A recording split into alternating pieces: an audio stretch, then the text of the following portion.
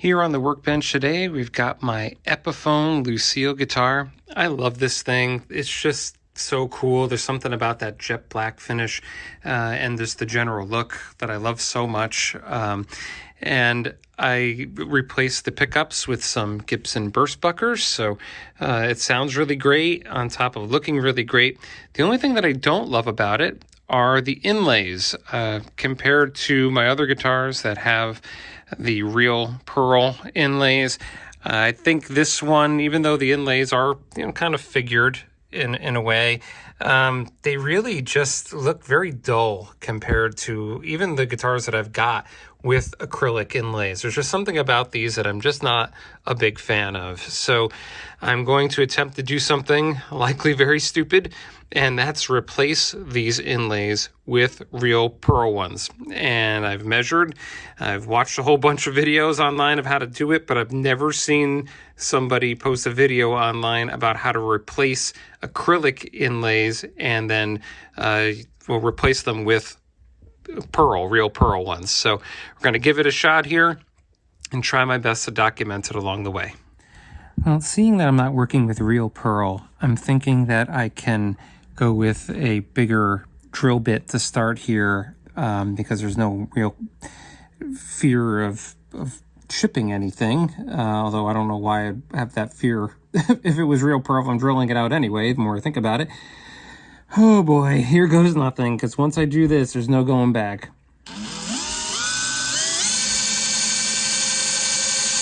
Just going nice and slow, trying to get through this material.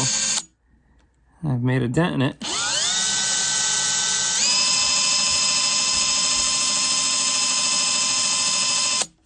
Okay, and we've made landfall down to the ebony here. And I mean, it's not too deep. Next, I'm gonna see what the Dremel situation might be to get that cleared out a little more. Okay, I was able to chip off a piece by using the chisel. That seemed to really do the trick there. So I'm gonna keep going with the chisel to see if I can try to dig out some more without having to drill. That first piece chipped out pretty good. Oh, whoa, it went flying. I should put some safety goggles on while I'm doing this, but it really does come out clean beyond that. And I'm hoping it's a fairly flat surface once we get to the bottom.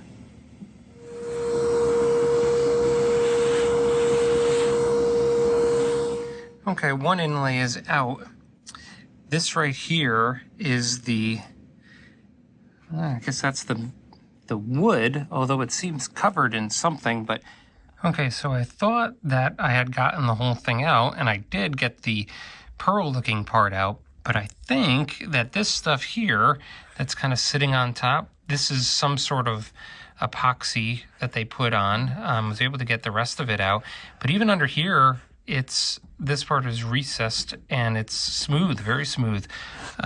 So I'm gonna keep chipping away until I get to some bare ebony wood here and see if we can make some progress. Okay, 1 down, 9 to go. It wasn't so bad.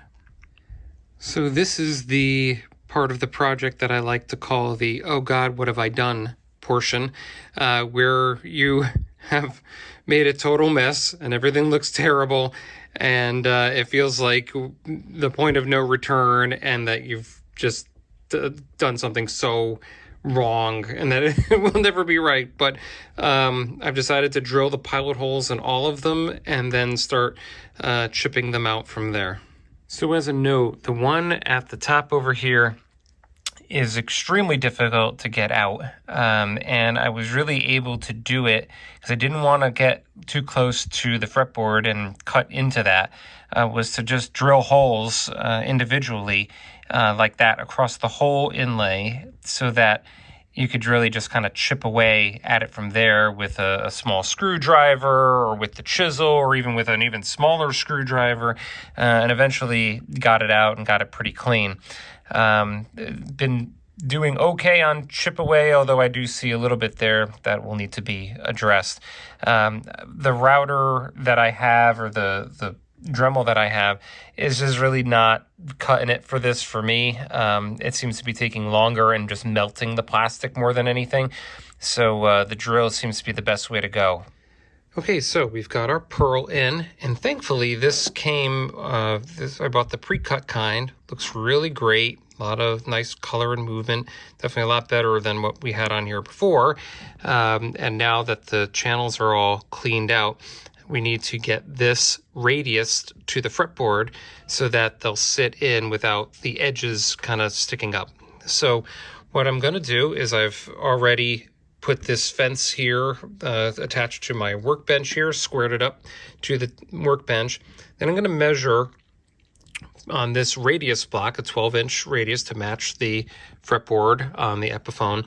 And I'm going to measure to the center point and ride it along this fence here and put the pearl, I'm going to use some double-sided tape to stick it down, and then run this along here with varying grits of sandpaper to try to get that radius down. And then we're going to see if that kind of gets to the point where we can get it to match without taking too much of the pearl off the top. And the good thing is that the way the pearl came is it's already attached together using some tape. So I can do all this at once and then not have to worry about the sandpaper kind of rocking on one inlay. So I'm going to get this all taped up and ready to go. Now it's all taped up. And so I just have to get some 220 sandpaper on the back of this here. And we're going to run the sandpaper right over the top. And I'm going to use some pencil to mark up the front of it here so that I can see where I've sanded. So this is taking a lot longer than expected. But before we get to the why, can we just talk about how amazing this looks from a couple feet away? This pearl here is a really nice pearl. It was expensive, so I would hope so, but it just transforms the look of the guitar.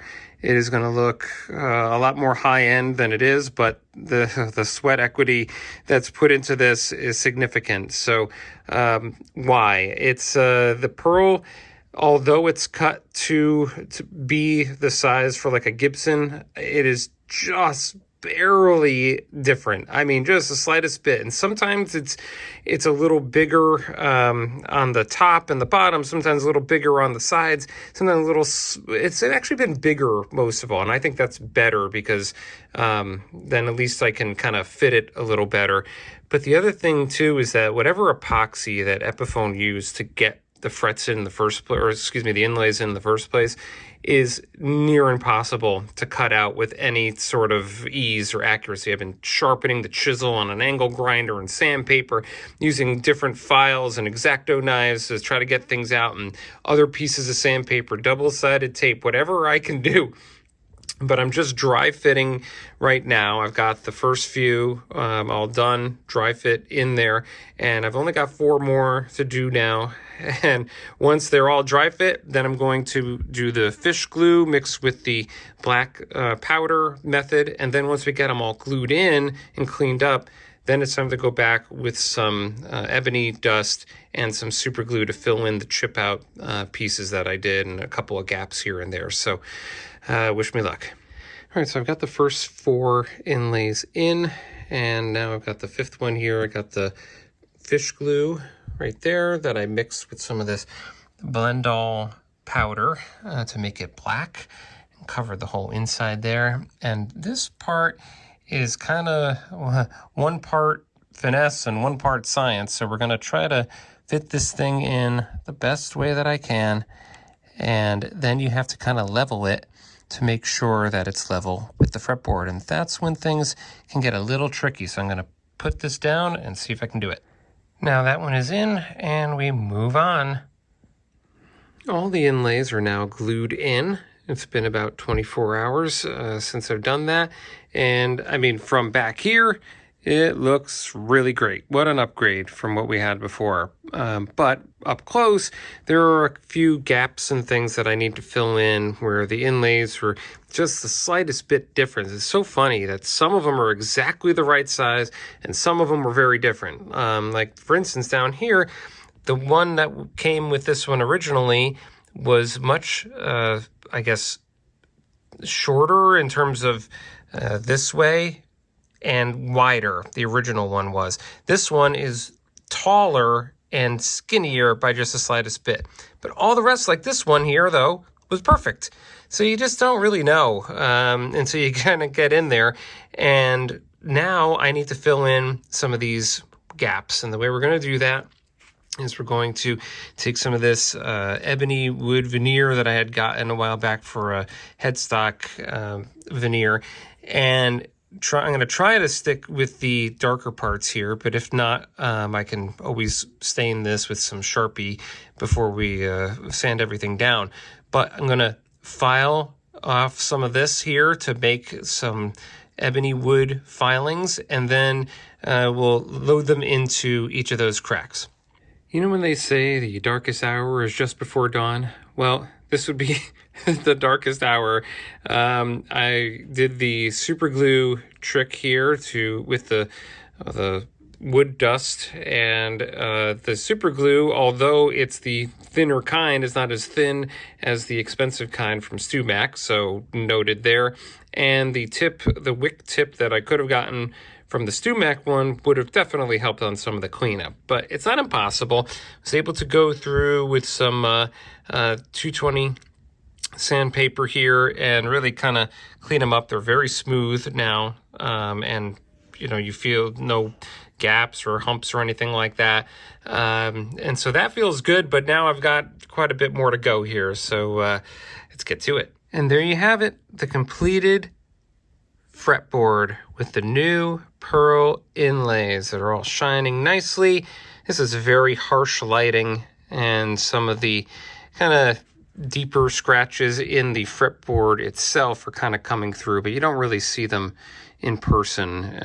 But in the future, maybe on a future string change or something like that, I can go in and give that a bit more of a polish. But the inlays are looking great. The gaps around the inlays are really non-existent. Was able to fill those in pretty well. And I don't think anybody looking at this would even notice any of those things. So it really came out nice. And I'm glad that I did it. It was kind of a pain, but here we are. It's the completed Epiphone B.B. King Lucille. Thanks for watching. Please subscribe for more guitar-related content, including upgrades, repairs, and reviews from the Guitar Bucket List.